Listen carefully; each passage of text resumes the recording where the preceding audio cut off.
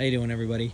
Just wanted to make a quick video to possibly help somebody out there in regards to a Jeep Cherokee making a clicking noise when you start it and as you accelerate.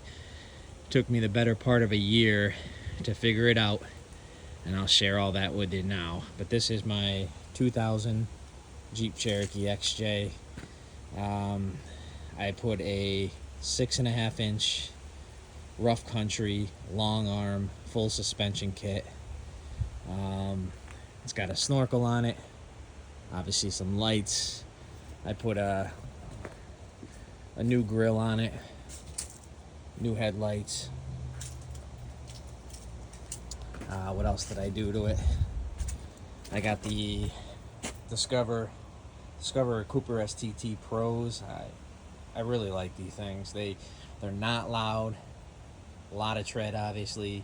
It's a good tire. I've had it on there for, I want to say, a year or two now. Basically a year. I had to cut out the floors inside of it on the passenger side. So I did new floors on the whole passenger's front and back. Brand new carpet on the inside. Otherwise, the inside is all stock from 2000. Everything still looks the same. Just put a CD player in there, and got a nice little flag roof. The flag I did not do, but pretty cool. I also put in, you can't see them here, but I put in new kicker speakers to give it a little more loud to the Jeep. But everything else is stock.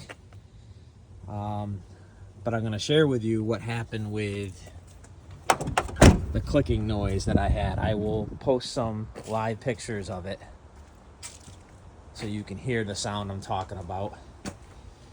But for the beginning of the year, it was clicking only when I accelerated. And then it slowly got worse. And then it started clicking when I started the car and it was idling, and louder when I drove it. Then it got to the point where it was just too loud. Too loud to drive. People would always be staring, like thinking your car is going to blow up. But yeah, so that had to be addressed. And I'm going to let you listen in now so you can hear the sound. And then I'll tell you the journey it took.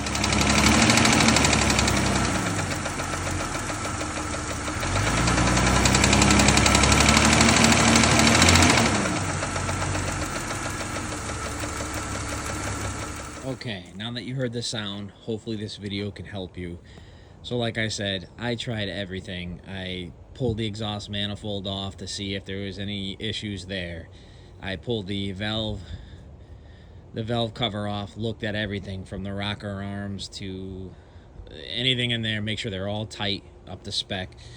Was not there. I went underneath the car, checked the exhaust system there, checked everything I can find, looked at the flex plate because I know a lot of times it's a flex plate issue. Wasn't that. So after about a year, mind you, I brought it to probably 3 or 4 different mechanics locally so they could just listen to it and try and diagnose what they thought. People, they jump from flex plate to rocker arms to I'm not sure, but it was a challenge. I spent many hours over the last year and a quarter trying to figure this out. However, then I came across a gentleman on YouTube. His YouTube channel is DEXJS. So I think it's Dex's.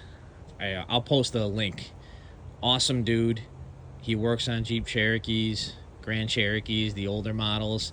Super friendly. I started emailing with him back and forth, and he already posted a few issues on a 4.0 Jeep Cherokee and what he believed the noise was, and he believed it was a piston skirt that was broken, because every time he'd work on it with this noise, he'd find that. So I listened to a couple of his videos and like, wow, that sounds a lot like mine. But I'm like, the only way to find that out is to drop my oil pan. And he's like, drop your oil pan, see what you find.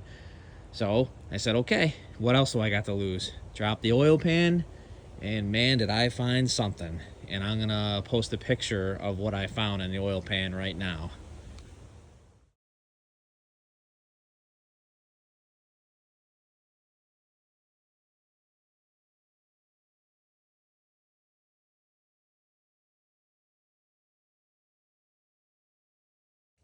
Okay, pretty nasty what I found when I took that oil pan down. So I knew I was on the right spot, and he was correct. He was 100% right so far. So I said, I got to keep going with this.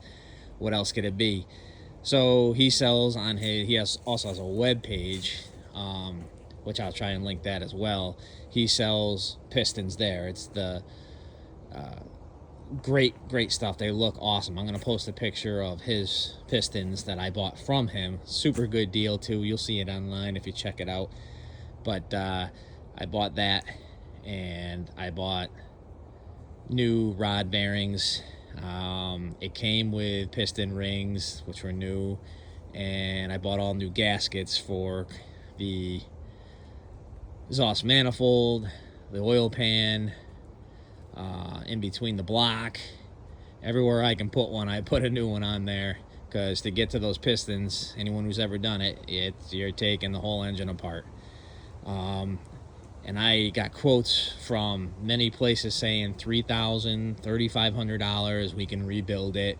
Or, yeah, we can get you a brand new motor for $1,000, 4.0, 6, brand new to me, obviously very old motor still.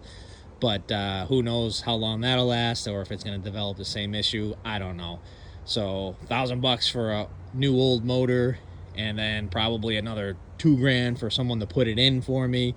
So anyway I looked, I'm at $3,000 in the hole to potentially fix this piston issue, which is not in my budget.